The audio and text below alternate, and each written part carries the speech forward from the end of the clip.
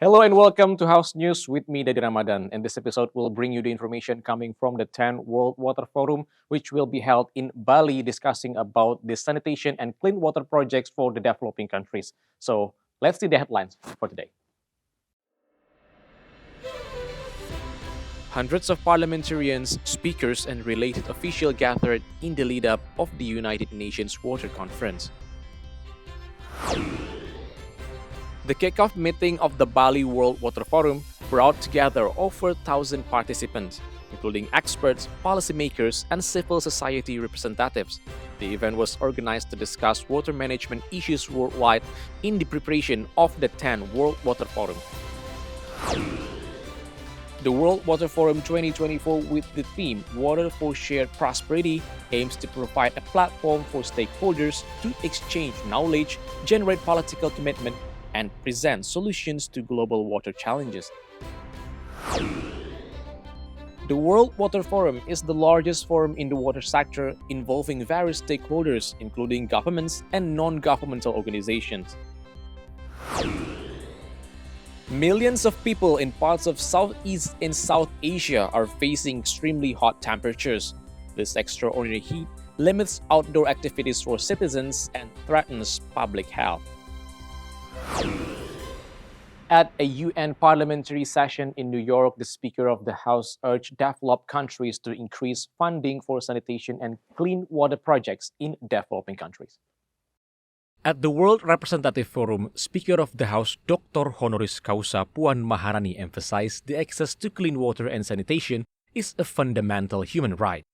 However, building the facilities and systems to bring clean water and sanitation requires high investment. She added, one of the points in the environmental sector in the Sustainable Development Goals is to achieve universal access to clean water and sanitation.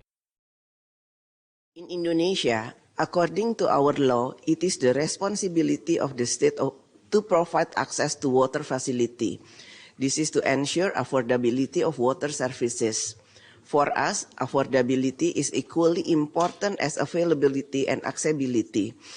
As government budget can only cover 30% of the total $40 billion required to build water and sanitation infrastructure, we also give priority to state-owned enterprises to build water facility. We are also open for private sector to invest in water facility while keeping water affordability for the consumer. So the question is how to balance between attracting private sector investment with maintaining affordability. To further strengthen global partnership, Indonesia will host the World Water Forum in 2024 under the theme Water for Shared Prosperity. We look forward to your active participation. Through our work, we can make a difference to help deliver clean water and sanitation to the people that we serve. Thank you. During her speech, Puan encouraged investment and SDG financing to prioritize developing countries, including Indonesia. Parliament plays a key role in legislative, oversight, and budgeting functions. Therefore, to strengthen the global water management partnership, Indonesia will be hosting the 10th World Water Forum with the main theme Water for Shared Prosperity. In order to create a better world, the Indonesian Parliament invites legislators around the world to work together to create policies to realize water equity for the welfare of the people. TVR Parliament Team report. Indonesian Parliament shows strong support for responsible water management. Chairperson of Commission 5 of the House highlighted the commitment to monitoring the implementation of the water resources law.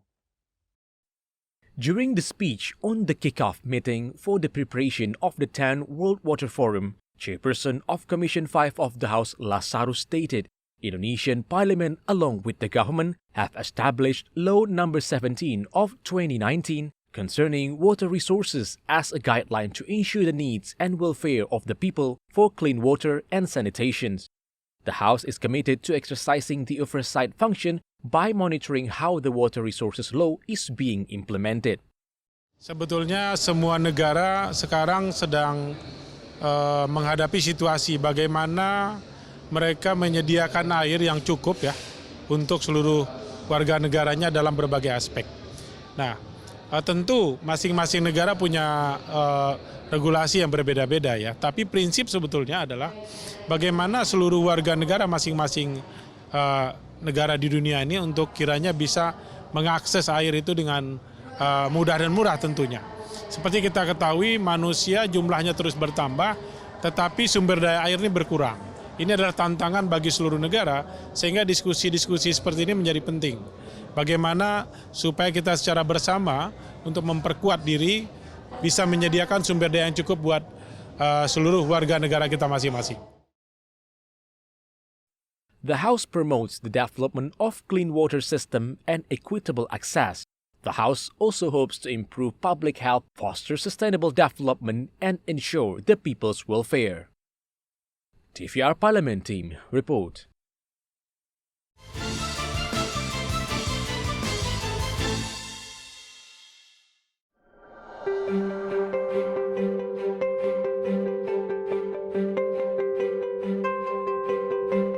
Komisi 1 DPR RI merupakan salah satu dari 11 komisi yang ada di DPR RI. Berdasarkan keputusan Rapat Paripurna DPR RI tanggal 29 Oktober 2019 yang mempunyai ruang lingkup tugas di bidang pertahanan, luar negeri, komunikasi, dan informatika, serta intelijen. Pada periode 2019-2024, Komisi 1 DPR RI dipimpin oleh 5 orang pimpinan komisi yang terdiri dari 1 orang ketua dan 4 wakil ketua komisi, serta anggota Komisi 1 DPR RI dengan komposisi sebagai berikut. 10 anggota dari fraksi Partai Demokrasi Indonesia Perjuangan, 6 anggota dari fraksi Partai Golkar, 6 anggota dari fraksi Partai Gerindra, 5 anggota dari fraksi Partai Nasdem, 5 anggota dari fraksi PKB, 4 anggota dari fraksi Partai Demokrat, 4 anggota dari fraksi PKS, 3 anggota dari fraksi PAN, dan 1 anggota dari fraksi P3.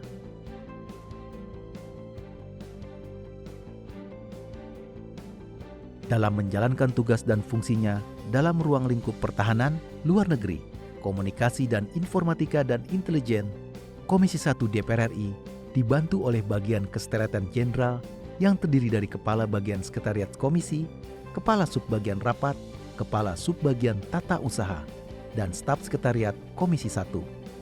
Selain itu, ada juga tenaga ahli alat kelengkapan Dewan yang bertugas mendukung pelaksanaan fungsi, wewenang, dan tugas Komisi 1 DPR RI.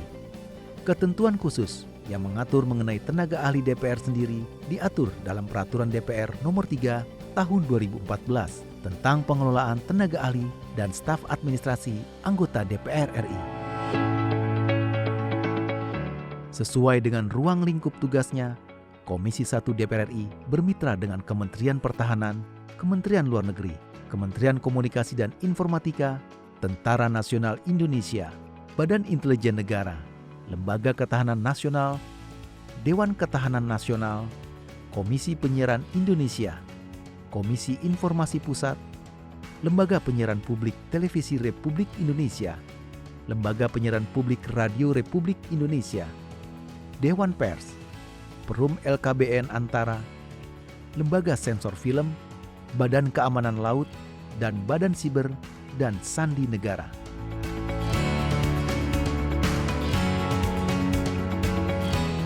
Dalam melaksanakan tugas di bidang legislasi, anggaran dan pengawasan, Komisi 1 DPR RI dapat mengadakan rapat kerja dengan pemerintah yang diwakili oleh menteri, pimpinan lembaga, konsultasi dengan Dewan Perwakilan Daerah, rapat dengar pendapat dengan pejabat pemerintah yang mewakili instansinya, rapat dengar pendapat umum, rapat kerja gabungan, dan kunjungan kerja.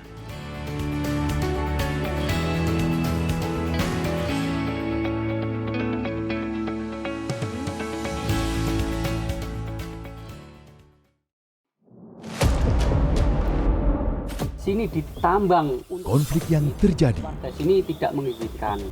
masalah yang tersisihkan, menjadi kesenjangan sosial. Ya namanya rakyat kecil gak bisa apa-apa, mau komplain juga gak didengar. Sebab apa? Itu menyangkut isi perut kami semua. Bagaimana memutus keterbatasan untuk didengar? Jadi kalau misalnya masyarakat sudah merasa tidak lagi ada yang memperjuangkan aspirasinya, maka masyarakat memang sangat berhak untuk meminta dewan yang mewakili mereka di parlemen. Kami menyusuri batas-batas peristiwa, mengurai berbagai polemik yang terjadi, meluruhkan suara-suara marginal, menjadi nyata dalam setiap aspirasi, melaksanakan tugasnya sebagai wakil rakyat.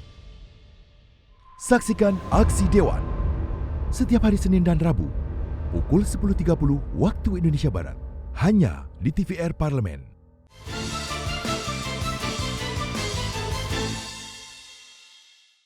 Sustainability of water resources has been a pressing issue globally. Therefore, the World Water Forum held in Bali this May will discuss solutions for sustainable water management. The president of the World Water Council and the Indonesian Minister of Public Works and Housing held a meeting with the Committee for Interparliamentary Cooperation or BKSAP of the House. The meeting called for the support of the House in developing the agenda for the interparliamentary discussion on water at the 10th World Water Forum. The forum consists of 3 pillars, namely thematic, regional, and political processes. Chairperson of BKSAP of the House Fadlizon welcomed and supported the event. He hoped the forum could produce appropriate policies and regulations. Tentu kami akan membicarakan ini dan saya kira ini adalah proposal yang sangat baik karena parlemen sangat penting di dalam pengambilan keputusan, pembuatan regulasi dan untuk budget juga. Dan kami akan bekerja sama, akan mendiskusikan ini dengan IPU, Interparliamentary Union. Furthermore, Vice Chairperson of BKSAP of the House, Putu Supatmarudana said, Bali was chosen as the venue for the upcoming World Water Forum because it is considered suitable for the event. In addition to being a tourist destination, Bali also has a culture that is very close to nature, such as preserving water springs by keeping the cultural values. Presiden World Water Council menyampaikan ada satu best practices di Bali secara community, salah satunya adalah subak. Bagaimana pengelolaan air irigasi sistem di Bali dan bagaimana akses untuk air bersih juga di Bali dikelola dengan baik. Ferdian and Tegar, TVR Parliament report. With the involvement of Parliament in the 10th World Water Forum, BKSAP of the House is committed to facilitating the discussion of water security issues in this international forum. Indonesia has been given the honor of hosting the 10th World Water Forum, which will be held in Nusa Dua, Bali from May 19 to 22nd, 2024. The event invites heads of state and representatives of World Parliament and is hoped to produce important agreements to maintain global water and environmental sustainability. The chairperson of BKSAP of the House, Fadlizon, stated the House plays a key role in the discussion at the forum, especially in gathering information related to global water policies. Fadli expressed his hope the forum can produce water regulations following the conditions in Indonesia. Dan saya kira ini juga bisa menjadi satu platform yang penting untuk awareness masyarakat ya terhadap air. Jangan take it for granted, jangan seolah-olah kita nih air banjir, tapi itu temporary gitu ya. Kita harus melihat bahwa semakin sulit nanti kita akan mendapatkan air, semakin mahal air ini ke depan. Padahal kita bisa memelihara air bersih dengan murah dan juga ini akan menyangkut kehidupan-kehidupan yang lain gitu. Meanwhile, Vice Chairperson of BKSAP of the House, Putu Supatmarudana, added the conversation on water security at the international parliamentary level has not been established. Therefore, the parliamentary session in the 10th World Water Forum is crucial to provide real action in preserving and maintaining the availability of clean water for the world and future generations. Dan yang terpenting sebetulnya dari forum ini ada aksi-aksi nyata. Dan kami, saya sendiri kebetulan anggota DPR RI dari Bali, tentu kami ingin memastikan agar forum ini tidak hanya sebatas dialog, forum pertemuan di Nusa Dua, tapi juga ada forum-forum konkret atau gerakan konkret untuk menghadirkan air bersih dan menghadirkan teknologi ataupun mengajak semua pihak untuk membantu masyarakat yang memang belum memiliki akses terhadap air bersih. Ferdian Enbari, TVR Parliament, report. The House has a prestigious opportunity to host the parliamentary meeting on the occasion of the 10th World Water Forum. Taking place in May in Nusa Dua, Bali, this forum will discuss critical water challenges and solutions. The World Water Forum is a collaboration between the Interparliamentary Union and the World Water Council, together with the House and the Ministry of Public Works and Housing. This forum is a follow-up to the IP resolution on the founding of a new water governance systems to promote parliamentary action on sanitation and access to clean water. As a maker and supervisor of regulations, as well as manager of the state budget, the House has an important task to ensure the availability of clean water and proper sanitation for the people. Opening the series of activities for the 10th World Water Forum, PKSAP of the House hold a discussion to invite the younger generation to be more active in protecting the environment, especially in conserving clean water. The leadership of BKSAP of the House emphasized the upcoming parliamentary meeting will focus on water issues that directly impacts Indonesians. Discussions will center on ensuring the long-term availability of clean water resources and promoting fair access for everyone. Bicara tentang regulasi, sanitasi, dan lain-lain itu pasti terkait dengan parlemen sebagai wakil rakyat. Keterlibatan parlemen dalam persoalan air juga sangat penting.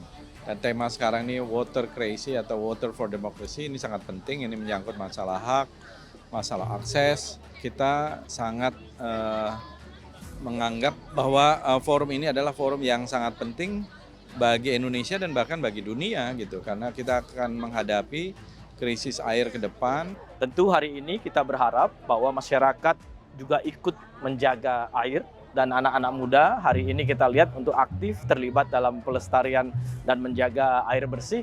Dan yang terpenting sebetulnya dari forum ini ada aksi-aksi nyata, gerakan konkret untuk menghadirkan air bersih dan menghadirkan teknologi ataupun mengajak semua pihak untuk membantu masyarakat yang memang belum memiliki akses terhadap air bersih itu sendiri.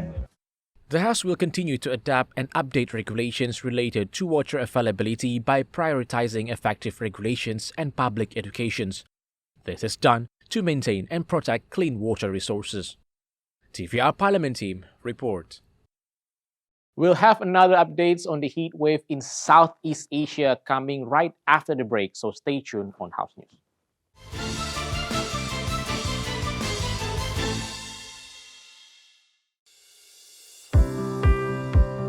Mengenal tugas dan fungsi DPR RI. Dewan Perwakilan Rakyat atau DPR adalah lembaga negara yang mewakili aspirasi rakyat. Kehadiran DPR RI merupakan salah satu bukti bahwa Indonesia merupakan negara demokrasi. Sebagai salah satu lembaga perwakilan rakyat, apa saja tugas dan fungsi yang diemban DPR RI? Berdasarkan pasal 20A ayat 1 Undang-Undang Dasar 1945, DPR memiliki 3 fungsi, yakni fungsi legislasi, anggaran, dan pengawasan. Tugas dan wewenang DPR berbeda untuk setiap fungsinya. Yang pertama, fungsi legislasi. Menyusun program legislasi nasional atau prolegnas, menyusun dan membahas rancangan undang-undang, menerima rancangan undang-undang yang diajukan oleh DPD, membahas rancangan undang-undang yang diusulkan oleh Presiden ataupun DPD, menetapkan undang-undang bersama dengan Presiden, menyetujui atau tidak menyetujui peraturan pemerintah pengganti undang-undang yang diajukan oleh Presiden untuk ditetapkan menjadi undang-undang. Yang kedua, fungsi anggaran. Memberikan persetujuan atas rancangan undang-undang tentang APBN yang diajukan oleh Presiden.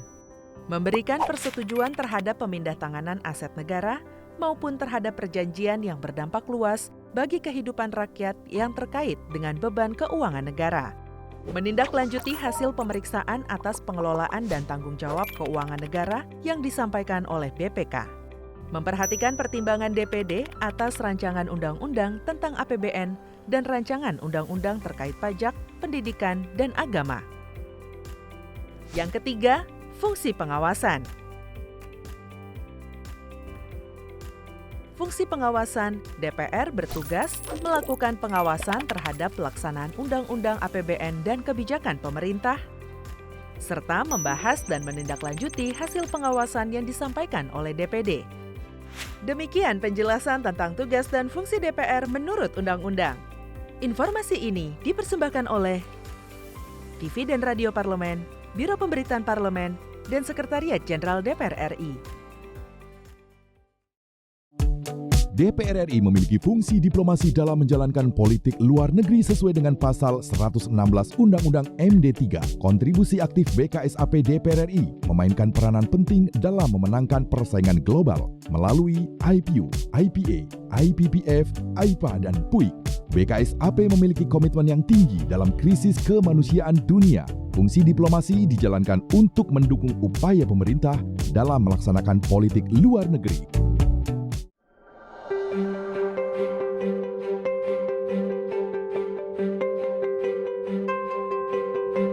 Komisi 6 DPR RI merupakan satu dari 11 komisi di DPR RI yang berdasarkan keputusan rapat paripurna DPR RI tanggal 22 Oktober 2019 mempunyai ruang lingkup tugas di bidang perdagangan, koperasi, UKM, BUMN, investasi, dan standarisasi nasional. Pada periode 2019-2024, Komisi 6 DPR RI dipimpin oleh 1 orang ketua dari fraksi Partai Kebangkitan Bangsa dan 4 orang wakil ketua komisi yang terdiri dari atas 1 orang dari fraksi PDI Perjuangan, 1 orang dari fraksi Partai Golkar, 1 orang dari fraksi Partai Gerindra, dan 1 orang dari fraksi Partai Nasdem. Sedangkan anggota Komisi 6 DPR RI berjumlah 51 orang dengan komposisi 10 orang dari fraksi PDI Perjuangan, 7 orang dari fraksi Partai Golkar, 7 orang dari fraksi Partai Gerindra, 5 orang dari fraksi Partai Nasdem, 6 orang dari fraksi Partai Kebangkitan Bangsa, 5 orang dari fraksi Partai Demokrat, 4 orang dari fraksi Partai Keadilan Sejahtera, 5 orang dari fraksi Partai Amanat Nasional, dan 2 orang dari fraksi Partai Persatuan Pembangunan.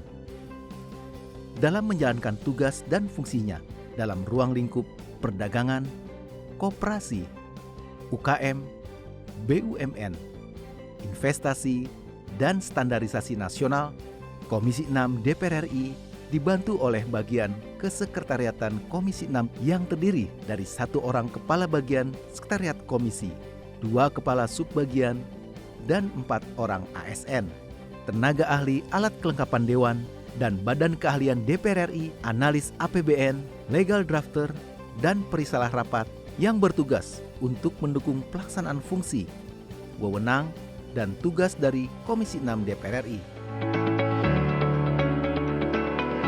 Berkaitan dengan ruang lingkup tugasnya, mitra kerja Komisi 6 DPR RI adalah Kementerian Perdagangan, Kementerian Koperasi dan Usaha Kecil Menengah, Kementerian BUMN, Kementerian Investasi dan Koordinasi Penanaman Modal, Komisi Pengawas Persaingan Usaha, Badan Standarisasi Nasional, BP Batam, Badan Pengusahaan Kawasan Sabang, Badan Perlindungan Konsumen Nasional, dan Dewan Koperasi Indonesia.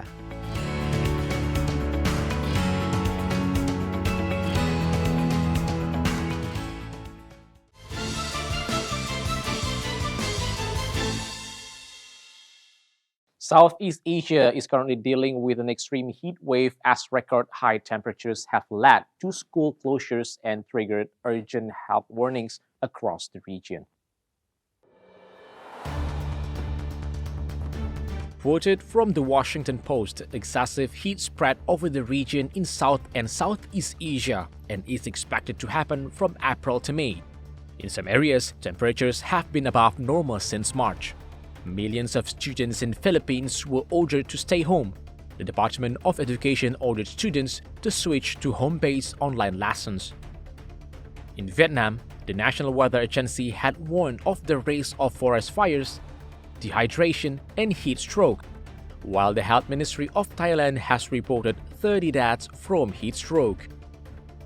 One of the biggest health concerns with hot weather is the risk of heat-related illness, especially heat exhaustion and heat stroke. The symptoms can include convulsions, altered speech, vomiting, rapid breathing, and a racing heartbeat.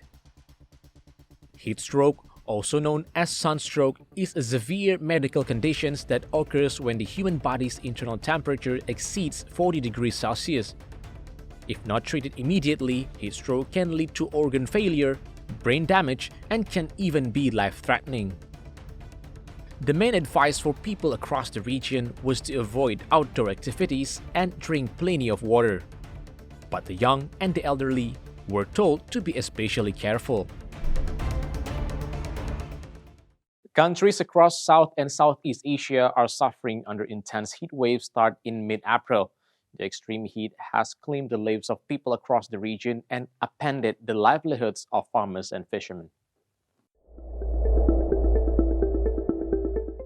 Taken from the Jakarta Post, region of Southeast Asia are sweltering through a heat wave that has stopped temperature records from Myanmar to Philippines and forced millions of children to stay home from school. Thai authorities have issued warning about severe conditions, while authorities in Cambodia, Myanmar, Vietnam, India, and Bangladesh all forecast temperatures above 40 degrees Celsius. The Philippines and Bangladesh suspend offline classes. While the hot weather in India has affected the national elections, even northern Japan has been also affected when temperatures in Sapporo passed 25 degrees Celsius. Scientific research has found that climate change is causing heat waves to become longer, more frequent, and more intense. The United Nations said Asia was the region most affected by climate and weather hazards. This is the cause of casualties and economic losses. The months of March, April, and May are typically the hottest and driest in Indonesia, but conditions this year have been worsened by the El Nino weather phenomenon. As the summer heat rises, it's essential to keep your body cool and refreshed. Certain foods can help lower your internal body heat and provide relief from scorching temperatures. While high temperatures make it tempting to reach for ice cream and sugary drinks, there are healthier and more nourishing options available to help you beat the summer heat. Here are foods to help you stay cool and hydrated during the hottest days of the year. Cucumber has a high water content. It is an excellent choice for beating the summer heat. This refreshing vegetables helps regulate body temperature and hydrates your system effectively. Cucumbers also provide essential nutrients like vitamins A, C, and K, which contribute to overall health. This fruit is not only hydrating, but also packed with electrolytes that help replenish the minerals lost. The high water content in watermelon keeps you cool and satisfied while providing a burst of natural sweetness. Enjoy a slice of chilled watermelon or blend them into a smoothie for a delightful and cooling treat. Coconut water is packed with essential electrolytes including potassium, magnesium, and calcium. Coconut water helps restore your body's fluid balance. It also provides a natural source of hydration. Sip on coconut water throughout the day to replenish your electrolytes and beat the heat. And that's the House News for today. Thank you for watching, and I'll see you in the next episode of House News only on TVR Parliament. Bye-bye.